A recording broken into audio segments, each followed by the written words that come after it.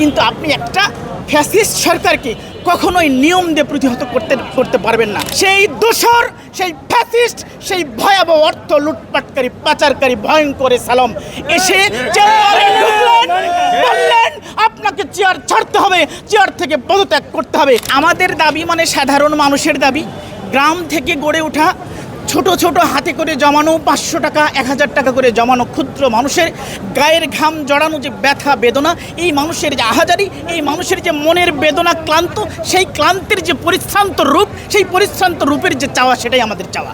আমাদের নতুন কোনো চাওয়া নেই, আমাদের একটাই চাওয়া।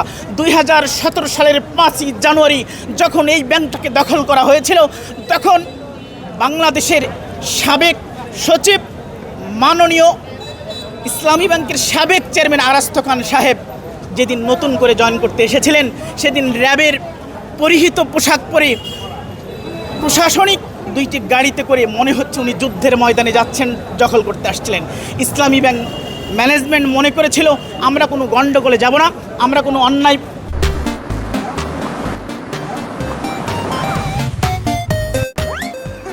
প্রশ্রয় দেব না, এবং আমরা নতুন করে কি করব না, রক্তক্ষয়ী ঝামেলায় যেতে চাই না। সুতরাং তারা দখল করতে আসছে, তারা যদি এটা নিয়মের মধ্যে হয় ঢুকুক, আমরা নিয়ম দিয়ে আইন দিয়ে করব।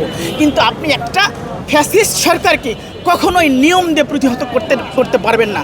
যে আরাস্তু খান স্যার যখন ঢুকলো, আরাস্তু খান স্যার ঢোকার পরে 2 মাস 3 মাস থাকার পরে উনি যখন দেখলো যে এখানে ভালো মানুষের সংখ্যা বেশি, খারাপ মানুষ খুঁজে পাচ্ছেন না, বা পাইলে ওনার দৃষ্টিতে খুব নগণ্য, উনি যখন এরকম একটা প্রেস ব্রিফিংয়ে বলে ফেললেন, আমার দীর্ঘ কর্মজীবনে এতগুলো ভালো মানুষের সমাগম একসাথে কখনোই দেখি নাই।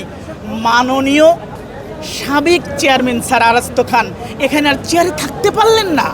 সেই দোসর, সেই ফ্যাসিস্ট, সেই ভয়াবহ অর্থ লুটপাটকারী পাচারকারী ভয়ঙ্কর সালাম এসে চেয়ারে ঢুকলেন, বললেন আপনাকে চেয়ার ছাড়তে হবে, চেয়ার থেকে পদত্যাগ করতে হবে। ভদ্রলোক, সচিব মানুষ, শিক্ষিত মানুষ চেয়ার ছাড়লেন, চলে গেলেন। আসলেন দোসর, ওনার ছেলে। পর্যায়ক্রমে যা হয়েছে দেশের মানুষ দেখেছে। দেশ থেকে হাজার হাজার কোটি টাকা লুটপাট হয়েছে। এ টাকা আমার না, এ টাকা দেশের জনগণের, এ টাকা দেশের আপামর মার, আপামর ভাই, আপামর গ্রাহক কৃষকের। সুতরাং আমরা আজকে এসেছি সেই 17 সালের মতো নীরবে নিভৃতে 2 গাড়ি প্লাটুন র্যাব নিয়ে এসে নীরবে আক্রমণ করে প্রশাসনিক ফ্যাসিস্ট কায়দায় আপনি ঢুকবেন, এটা আমাদের জান থাকতে হইতে দেব না।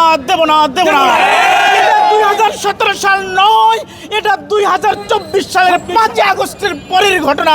সুতরাং ইসলামী ব্যাংক যদি দখল করতেই হয়, আমাদের রক্তের উপর দিয়ে যেতে হবে, আমাদের দাবি মানতে হবে, আমাদের অন্যায় দাবি হলে বলতে হবে।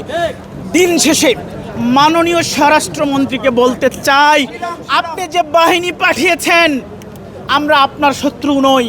সুতরাং আপনার বাহিনীকে আমাদের সাথে ন্যায় এবং ইনসাফের আচরণ করতে বলুন। আমি এটা বলতে চাই মাননীয় অর্থমন্ত্রীকে, আপনি কথায় কথায় বক্তৃতায় বলেন দলীয় কোনো লোক নিয়োগ হবে না, পারিবারিক অযোগ্য কোনো লোক নিয়োগ হবে না, কিন্তু আমরা দেখছি সারা দেশের সকল জায়গায় দলীয় লোক বসছে। যেহেতু এটা রাজনৈতিক প্রতিষ্ঠান নয়, আমাদের রাজনৈতিক প্রতিবাদ নয়, এগুলো নিয়ে আমি কথা বলতে চাই না, কিন্তু আর্থিক প্রতিষ্ঠান। বাংলার ইতিহাসে মাননীয় বর্তমান গভর্নর যে যোগ্যতা এখানে বসেছেন, ওনার ইকোনমিক্যালি ইন্টারন্যাশনাল কোনো ডিগ্রি নেই, ওনার আছে অ্যাকাউন্টিং ডিগ্রি।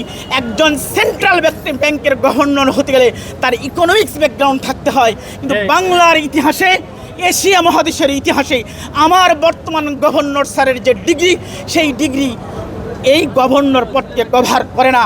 তবুও স্বরাষ্ট্রমন্ত্রী এবং অর্থমন্ত্রী বর্তমান ক্ষমতাকে অন্যায়ভাবে ব্যবহার করে অযোগ্য এবং একজন যোগ্যতাবিহীন পূর্বের ইতিহাস লঙ্ঘনকারী একজন লোককে এখানে বসিয়েছে।